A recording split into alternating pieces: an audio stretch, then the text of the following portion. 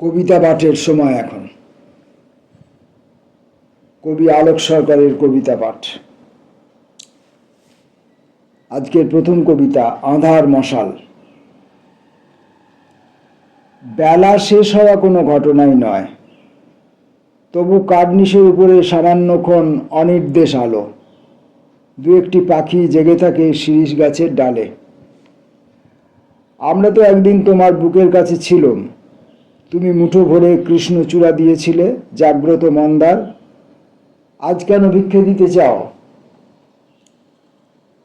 এখনই প্রস্তুত দেখো মাঠের পাড়ের আলো, শীর্ণ গ্রামরেখা, সেইখানে আধার নামছে হিম পদক্ষেপ, সেইখানে রাত্রির কেন্দ্রের তাপে তম জ্যোৎস্না আছে। নাকিয়ে মমতা শুধু একবার ফিরে তাকানোর ছল, একবার আঁচল ঘুরিয়ে এনে চোখ ঢাকা। হলুদ পাতার বুকে গধূলি জ্বেলেছে নৌকো তিমির তটিনী। আমরা সক্ষম মানি আধারতা, প্রতি মুহূর্তেই আধার জ্বলছে স্পর্শ চিত্রহীন। কান পেতে শোনো শীর্ণ নিশীথিনী, কান পেতে শোনো কীর্ণ নিশীথিনী, গ্রাম পথে পথে আধার মশাল। আমরা সক্ষম মানি আধারতা, প্রতি মুহূর্তেই আধার জ্বলছে স্পর্শ চিত্রহীন। কান পেতে শোনো কীর্ণ নিশীথিনী, গ্রাম পথে পথে আধার মশাল।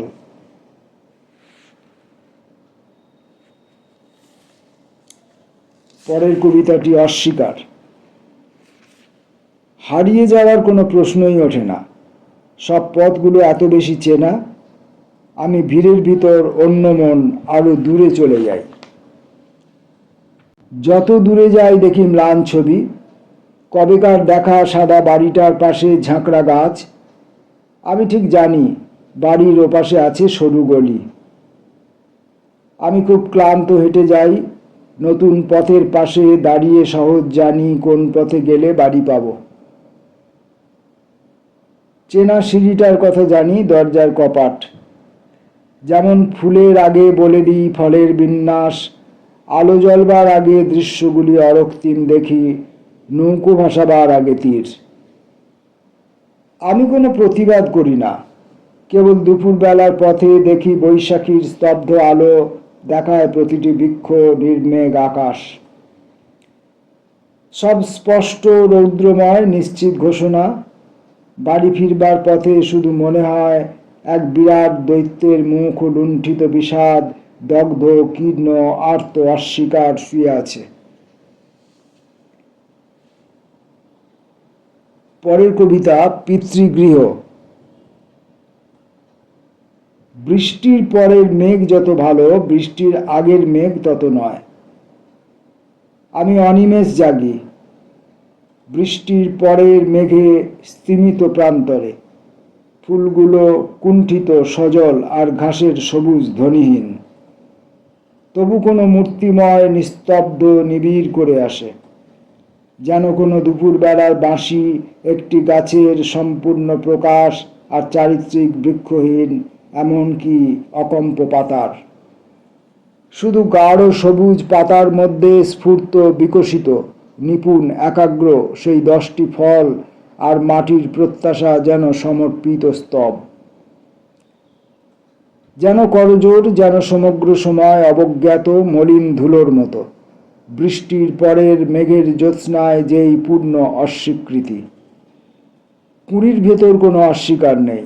বৃষ্টির আগের মেঘ শুধু প্রতিশ্রুতি, শর্ত পালনের আয়োজন, রৌদ্রের ভিতরে পাখি সমর্পণ। আমি রাত্রিদিন ভাবি বিকেলবেলার পাখি। আমি নির্নিমেষ দালান পেরিয়ে এসে কোণের আধার ঘরে থামি, তারপর নিস্তব্ধ প্রণাম। আর চারিদিকে শূন্যতা সুদূর হয়ে বাজে। একটি বিরাম, নির্জন শঙ্খের সাদা, যেন বৃষ্টির পরের মেঘ ফুল্ল কুসুমিত পিতৃগৃহ।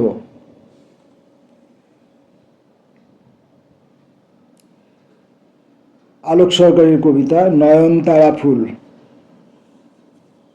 কিছু অনপেক্ষ নয়। তোমার জানলার সামনে অশ্বত্থ গাছ আছে, তোমার দরজার বাঁ দিকে নয়নতারা ফুল।